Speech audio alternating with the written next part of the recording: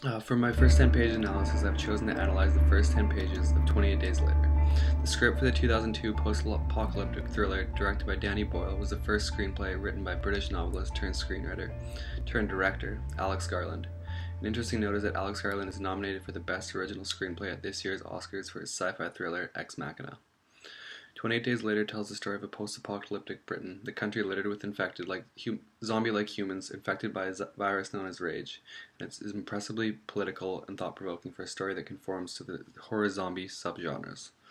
Like the rest of the script, the first 10 pages are a good indication of the fast-paced roller coaster ride full of action and drama that comes throughout the entirety of the story. The writing is minimalistic, utilizing short sentences and small paragraphs to draw the reader of the eye of the reader down the page and to give the story a real sense of urgency, rhythm, and action. The first 10 pages of the script can be split into two parts. First is a kind of prologue in which the origins of the virus story and the world are set up. The second is the introduction of the plight of the protagonist. The script opens with the images of war and violence without context. The frame then pulls back to reveal screens around these images, then further back to reveal the inside of a laboratory and the image of a chimpanzee being forced to watch these horrible images. This opening image is a gut punch right away and immediately invokes a kind of postmodern viewing of the film, the viewer as being the chimpanzee and all the connotations that come along with that. Throughout the rest of the prologue, it is revealed, through dialogue, that these chimpanzees have been infected with a virus that inhibits all other emotional and physical responses, except the anger or rage response. Scientists let slip that the experiments were an attempt to understand the rage response better so that they might be able to cure it. He says, "In order to cure, you must first understand. Just imagine, to have power over all things we feel we can't control. Anger, violence." This is the first utterance of an overarching theme statement within the film, the idea that the human condition is something that needs to be cured or altered in some way. This idea comes back later when the main characters are trapped in the military encampment, and the two soldiers, Henry and Farrell, have a debate whether or not human extinction would be a return to normality. The ideas of normal or equilibrium are constantly invoked throughout the story, all stemming from the original scientists' attempt to cure the human race of that which makes it human. Back to the script, activists have arrived in the laboratory now and are attempting to free the chimpanzees. Quick dialogue ramps the action up here. Lines said by the activists such as, "We don't have time for this shit," and "We're going, you sick bastard, and we're taking your torture victims with us," tell of an overall ignorance on the side of the activists, another subtextual invoking of theme in relation to making things right in the world. The script doesn't take sides. It seems that both the scientists and the activists are somehow in the wrong.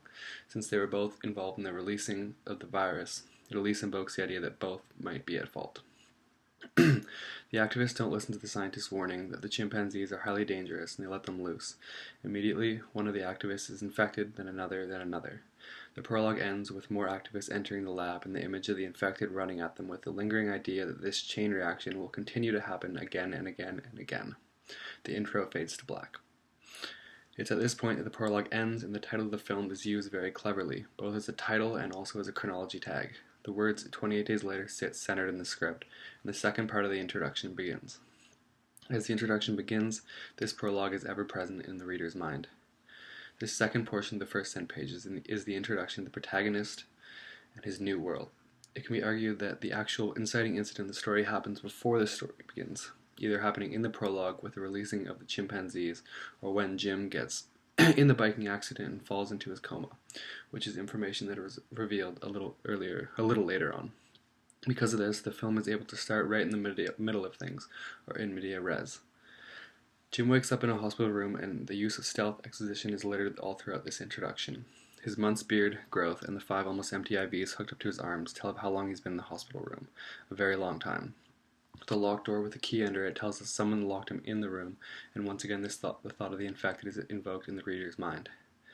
The deserted corridor, the smashed glass and trolleys, the blood on the walls, the dead phone lines, all tell us about what has happened in the 28 days since the infection began. The reader has a better idea of what must have happened, yet the protagonist, Jim, still does not. This division of knowledge, the split between what the main character knows and what the audience does, is very useful in creating tension and foreshadowing what is going to happen later on. It's fun to know something the characters don't. It feels good to be in the know as an audience member and creates a very unique and interesting tension. So Jim continues learning about this new world. The image of the empty hospital says, "Government and order is all gone." He makes his way outside and learns that the outside world is empty as well. He visits different famous locations throughout England, and the emptiness of these places is chilling. The repetition of the word hello is a very intimate and human response to what's going on around him. It is also a direct reference to the end of the story, a piece of foreshadowing or at least another overarching theme. Jim begins by saying hello, and then that hello is echoed and finally gets some notice and saved in the ending when they write the message over the planes to see that reads the same hello. This is the first real invoking of a solution to our problems that doesn't require any kind of curing or changing. It's the idea that the answer to humanity's problem lies in their inability to communicate properly with one another.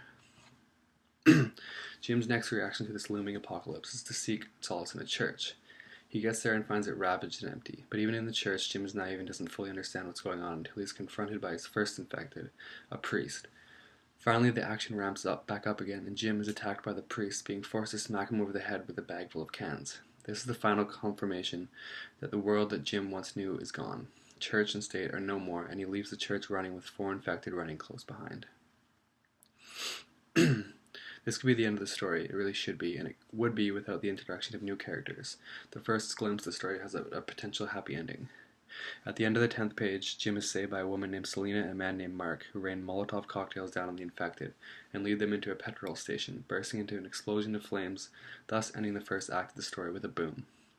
This is the true inciting incident of the actual script that in turn leads Jim to decide whether or not to survive with these people or head out on his own, or plot point 1.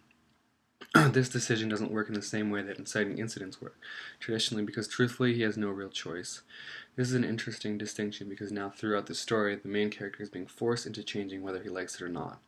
This is an example of the plot of the story dictating the actions of the character. Everything that follows feels believable because the main character truly had no other choice but to take part in the story.